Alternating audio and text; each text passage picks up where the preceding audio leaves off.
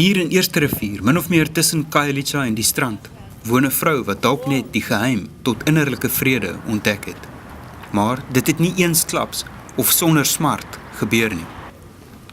Ja, sy was een mooi kind. Je kan sien die brandwonden op haar gezicht. Die een kant. Hy het olie gebruik. Om aan die brand te steek. Karolie, ja. 4 jaar na Ingrid August se dogter Liesel verkragt en aan die brand gesteek is, het die noodlot weer toegeslaan. Die keer selfs harder. Maar weet je, de politie van mij zei dat was een ongeluk. Toen weet ik nog, ja, ze trein betrokken nie. Toen kreeg hulle berusting. Sy is nie meer daar nie. 'n Taxi bots met 'n trein. Liesel en nog 9 leerlinge sterf. Sy was 11 en die taxibestuurder kry tronkstraf.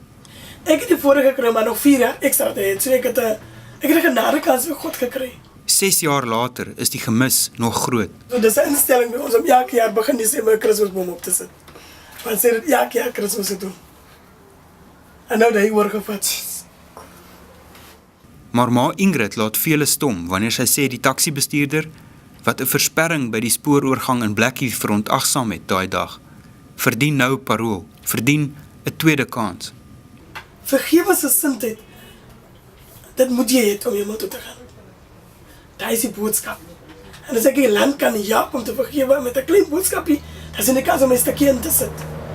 Vir iemand se redding. Iemand om gezond te worden.